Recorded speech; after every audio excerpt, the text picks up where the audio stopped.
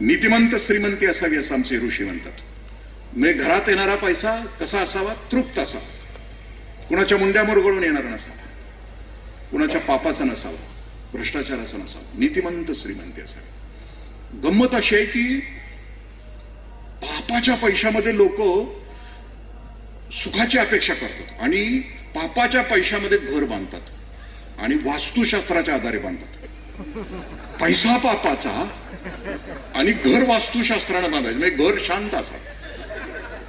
हे शक्य आहे का? म्हणजे एखाद्या मटण शॉपला अहिंसा मटण शॉप नाव दिल्यासारखं ना.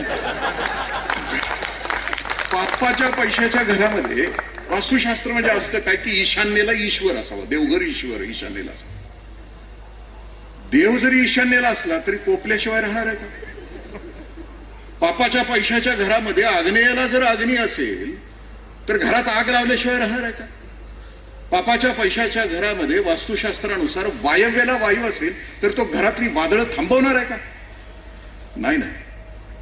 म्हणजे श्रीमंती माझ्या ऋषींनी कधीच नाकारलेली. घरात येणारा पैसा तृप्त असला पाहिजे.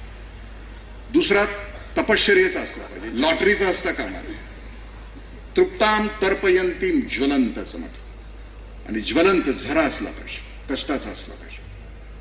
कारण लक्ष्मी घरात आली तर घरामध्ये समाधान आणि सुख देते. पापाच्या पैशाला ऋषी असं म्हणतात की ती अवदस आहे, की आमच्या घरामध्ये आले दिसेल श्रीमंती तथाकथित चमकोगिरी दिसेल पण उद्ध्वस्त झालेली असेल. सिंहासनं असतील पण ती वाळवीनं खाल्लेली असतील असं ऋषी म्हणतात.